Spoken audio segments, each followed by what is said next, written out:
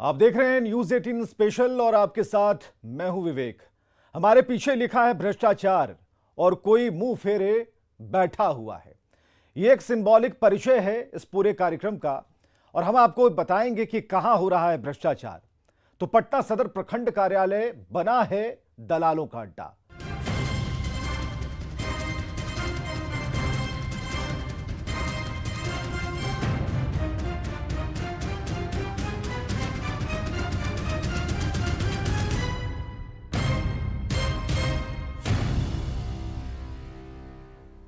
चलिए, तो अगर आपको आवासीय प्रमाण पत्र बनवाना हो या फिर जाति या फिर जन्म और मृत्यु प्रमाण पत्र सरकारी कार्यालयों में तत्काल बनाने का दावा किया जाता है, सच्चाई ठीक अलग है। लोग महीनों तक बाबुओं के चक्कर लगाते हैं, दफ्तरों के चक्कर लगाते हैं। सरकार ने ऑनलाइन आवेदन की व्यवस्था कर रखी है, लेकिन नतीजा ढाक के तीन पात। ऑनलाइन आवेदन करो तो बिना कारण बताए आपका आवेदन हो जाता है रिजेक्ट, और प्रखंड कार्यालय जाओ तो महीनों सरकारी बाबुओं के दर्शन नहीं होते। हम आपको दिखाने जा रहे हैं पटना प्रखंड कार्यालय की हकीकत।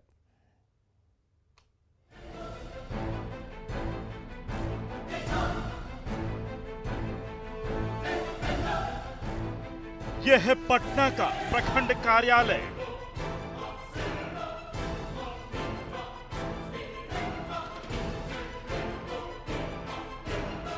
दावा किया जाता है कि यहाँ आवासीय से लेकर जाति और हर तरह के जरूरी प्रमाण पत्र महज चंद घंटों में बनाए जाते हैं।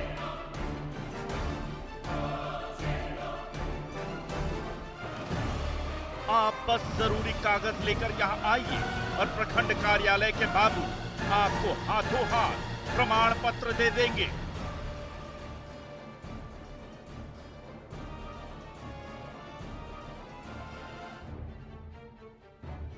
अब दूसरी तस्वीर देखिए।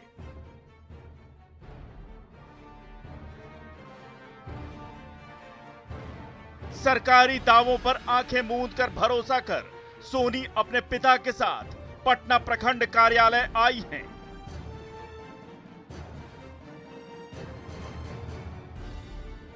सोनी को स्कूल में स्कॉलरशिप का आवेदन करने के लिए आवासीय प्रमाण पत्र की जरूरत है।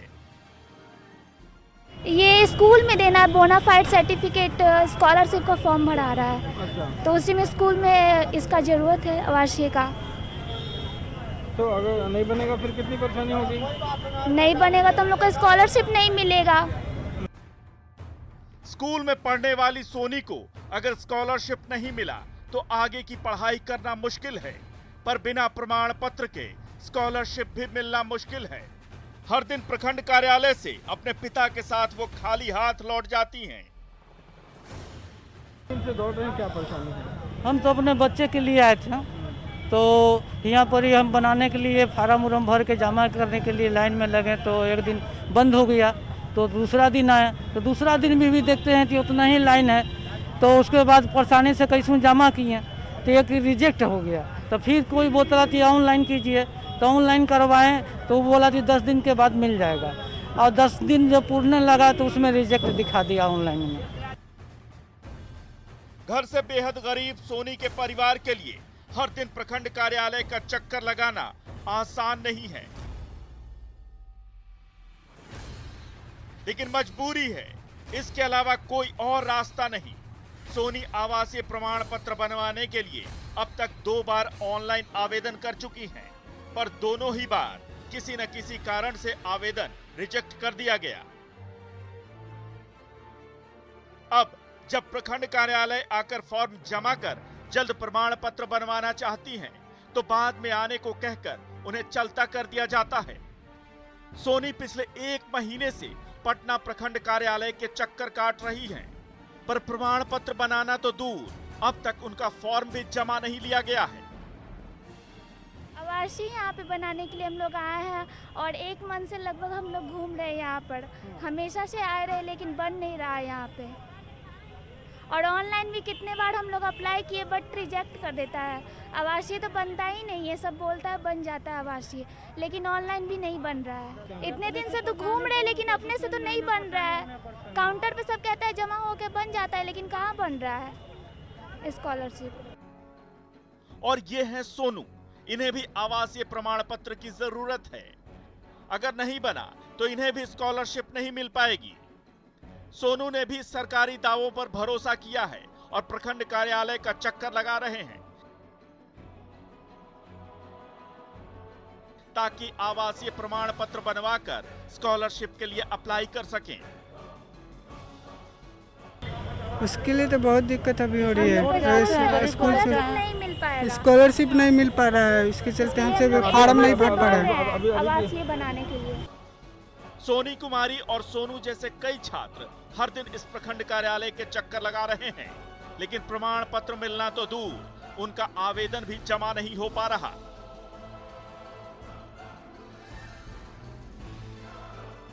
पूछने पर बताया जाता है कि फला दिन आइए। इस तरह इंतजार बढ़ता जा रहा है, लेकिन छात्रों को प्रमाण पत्र के नाम पर बस कोरा आश्वासन दिया जा रहा है। न्यूज़ 18 के लिए पटना से रवि एस नारायण के साथ ब्यूरो रिपोर्ट।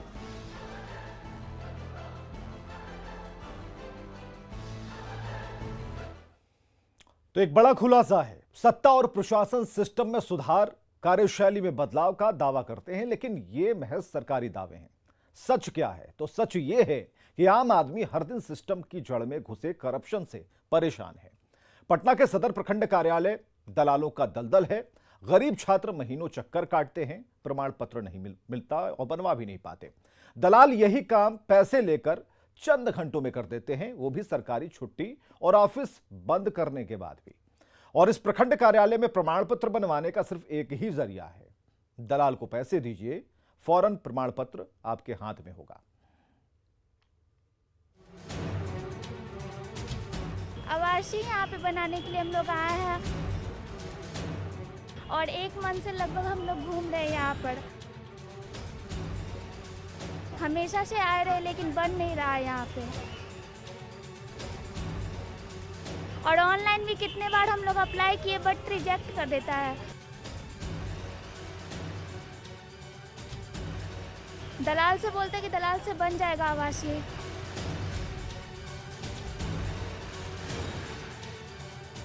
दलाल ने मांगा है कि पैसा आप हमको 600 दे दीजिए 2 का, तो बंदी में भी हम बना देंगे, 23 तारीख को बनाकर आपको दे देंगे शाम को।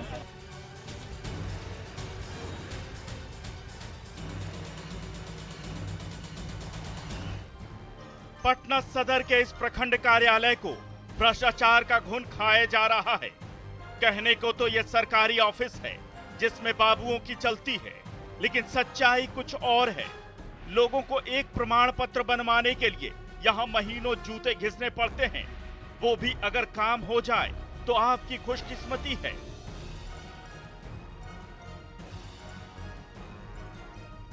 क्योंकि ये ऑफिस नहीं, दलालों का दलदल है।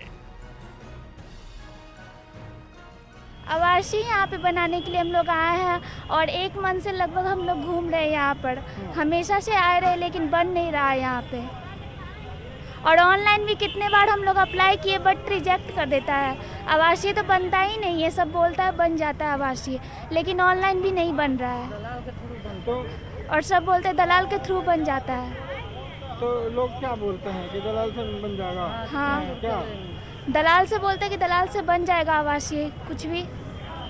क्या वो पैसा मांगते हैं? हाँ, पैसा मांगते हैं। सोनी कुमारी को प्रखंड कार्यालय की हकीकत का पता तब चला जब यहाँ का चक्कर लगाते लगाते उन्हें हफ्तों गुजर गए। न ऑफिस के कर्मचारी ने मदद की, न उनका फॉर्म जमा हो सका। थक हार कर जब लोगों से पूछा तो उन्होंने दलालों से मिलने की सलाह दी,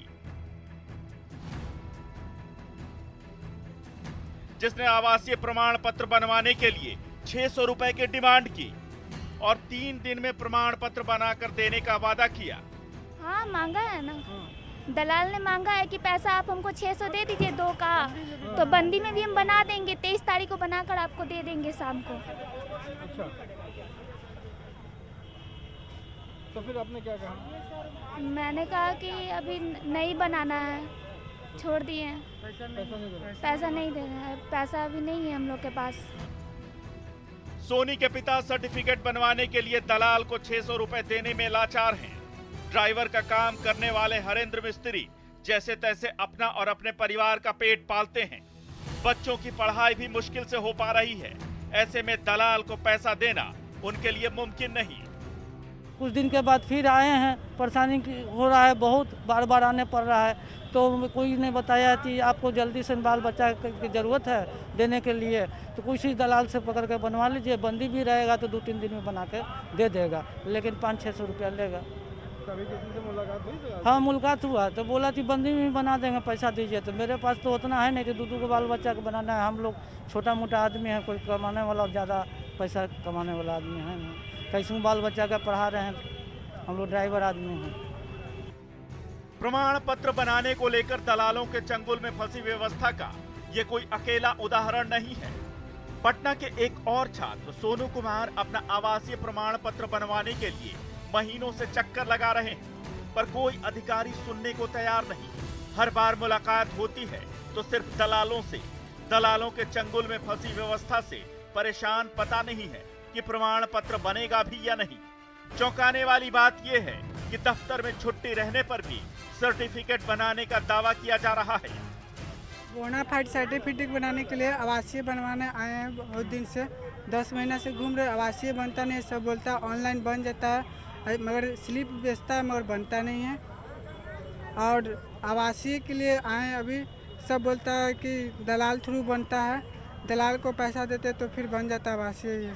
बंदी में भी बन जाता है, बंदी में भी बन जाता है, आवासीय बन जाता है 2-3 दिन में दलाल थ्रू। साफ है कि सरकारी कर्मचारियों से दलालों की मिलीभगत है, क्योंकि अगर ऐसा नहीं होता तो छुट्टी के दौरान भी प्रमाण पत्र कैसे बन सकते हैं। आइए अब आपको इसकी क्रोनोलॉजी बताते हैं, आखिर ये काम कैसे करता है। जैसे ही कोई छात्र प्रमाण पत्र बनाने के लिए ऑनलाइन अप्लाई करता है, उसका आवेदन रिजेक्ट कर दिया जाता है।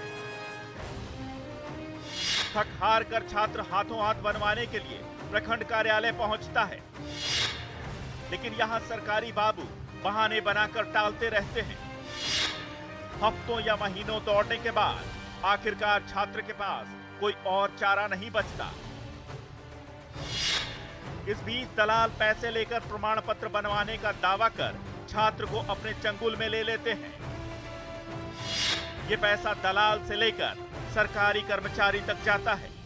पटना का ब्लॉक ऑफिस हो या फिर नगर निगम का कार्यालय, यहाँ पर लोग महीनों से घूम रहे हैं, लेकिन उसके प्रमाण पत्र जो है वो नहीं बनाए जा रहे हैं। जबकि यहाँ पे अगर दलालों की बात करें तो लोगों का कहना है कि अगर दलालों को पैसा दे तो अगले 2 दिनों के अंदर बनकर दे दिया जाता है। तो हर जगह जहाँ पे प्रमाण पत्र बनाने हैं वहाँ पे दलालों का बोलबाला है। और सबसे बड़ी परेशानी है कि जहाँ पे ऑनलाइन 24 घंटे में प्रमाण पत्र बनाकर देने का दावा किया जाता है, वहाँ लोग महीनों से घूम रहे हैं, लेकिन प्रमाण पत्र नहीं बनाए जा रहे हैं। पटना का यह सदर प्रखंड कार्यालय भ्रष्टाचार के दलदल में आकंठ डूबा नजर आ रहा है। प्रखंड और अंचल कार्यालयों में दलालों का कब्जा इस कदर है कि बिना रिश्वत खिलाए काम होना मुश्किल है। सवाल है कि आखिर कब तक लोग दलालों के चंगुल में फंसे रहेंगे। आखिर सरकारी अधिकारियों के इस फर्जीवाड़े का संज्ञान क्यों नहीं लिया जाता। जरूरत इस बात की है कि अधिकारियों पर सख्त कार्रवाई हो ताकि समय पर काम हो सके। न्यूज़ 18 के लिए पटना से रवि एस नारायण के साथ ब्यूरो रिपोर्ट। तो उम्मीद यह है कि बाबुओं की नींद खुलेगी और सरकार भी इस पर ध्यान देगी, क्योंकि दलालों के दलदल और भ्रष्ट सिस्टम के चक्कर में सोनी कुमारी और सोनू कुमार जैसे ना जाने कितने छात्रों का भविष्य हर दिन खिलवाड़ की जद में है। भ्रष्टाचार के खिलाफ हमारी मुहिम में आज बस इतना ही। देखते रहिए न्यूज़ 18 बिहार झारखंड।